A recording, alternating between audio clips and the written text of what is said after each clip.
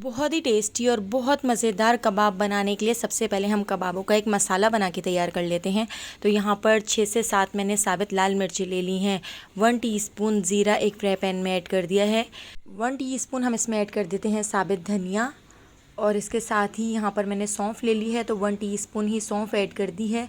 Half tea spoon साबित काली मिर्चें हम इसके अंदर ही ऐड कर देते हैं। इन सारी चीज़ों को गैस के ऊपर रखकर इनको रोस्ट कर लेते हैं। इतना रोस्ट कर लेंगे कि अच्छा सा कलर आ जाए और अच्छी सी खुशबू आने लगे। तो जैसे ही ये सारी चीज़ें रोस्ट हो जाएंगी, इसके साथ ही अब हम इसके अंदर ऐड कर देते हैं 1 टीस्पून कसूरी मेथी, और कसूरी मेथी को भी 1 से 2 मिनट हम रोस्ट कर लेते हैं। लो फ्लेम पर इन सारी चीज़ों का कलर बहुत अच्छा सा आ चुका है। अब हम इन सारे मसालों को ठंडा कर लेते हैं। ठंडा करने के बाद अब मैं इसको ऐड कर देती हूँ मिक्सर ग्राइंडर के अंदर, और हमने इस पूरे मसाले को पीस लेना है। बहुत ज़्यादा बारीक नहीं पीसना है, बस दरदरा सा हमने इसका पाउडर बना लेना है। तो यहाँ पर आप देख सकते हैं मसाले को इस तरह से हमने पीस लिया है। यहाँ पर हमारा कबाबों का बहुत ही ज़बरदस्त सा मसाला बनकर तैयार हो चुका है। तो इस मसाले को हम साइड पर रख देते हैं, इसको हम बाद में ऐड करेंगे। अभी हमने यहाँ पर आधी गड्डी पालक ले लिया है। पालक को अच्छी तरह से धोने के बाद मैंने इस तरह से कट कर लिया है, और इसके साथ ही अब मैंने यहाँ पर एक ब्लेंडर जग ले लिया है। तो पालक को हम ब्लेंडर जग के अंदर ऐड कर देते हैं, और इसको हम थोड़ा पानी डाल के पीस लेते हैं, इसका पेस्ट बना लेते हैं। तो देखिए इस तरह से पालक का हमने पेस्ट बना लिया है, और इस पेस्ट को मैंने एक फ्राई पैन में ऐड कर दिया है। अब इसको हमने गैस के ऊपर रखकर इतना पकाना है कि इसकी कंसिस्टेंसी बिल्कुल थिक सी हो जाए। इसका सारा पानी खुश्क कर लेना है। तो देखिए यहाँ पर इसका सारा पानी खुश्क हो चुका है, हमने इसको अच्छी तरह से पका लिया है। अब हम इसको भी ठंडा करने के लिए साइड पर रख देते हैं। अब मैंने यहाँ पर 6 दरमियाने साइज़ के आलू ले लिए हैं। तो यहाँ पर मैंने उबले हुए आलू लिए हैं। उबले हुए आलू को मैं एक ग्रेटर की मदद से इस तरह से ग्रेट कर लेती हूँ। इसको हम कद्दूकश कर लेंगे, ताकि जब हम कबाब बनाएं तो हमारे जो कबाब हैं वो बिल्कुल सॉफ्ट बनकर तैयार हों। तो इस तरह से सारे आलूओं को मैंने ग्रेटर से ग्रेट कर लिया है।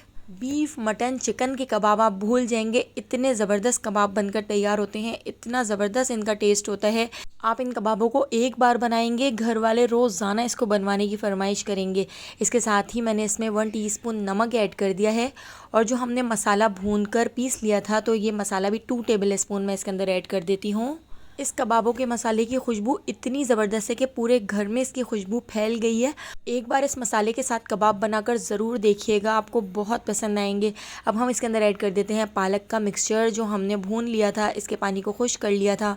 पालक के मिक्सचर को ऐड करके इसको हम अच्छी तरह से मिक्स कर लेते हैं। तो यहाँ पर देखिए सारी चीज़ें हमने अच्छी तरह से मिक्स कर ली हैं। तो दोस्तों यहाँ पर मैं आपको याद दिलाती चलूँ, अगर आपको मेरी ये रेसिपी अच्छी लग रही हो तो लाइक करना बिल्कुल भी मत भूलिएगा, और अगर रेसिपी अच्छी नहीं लग रही है तो आप इसको डिसलाइक भी कर सकते हैं।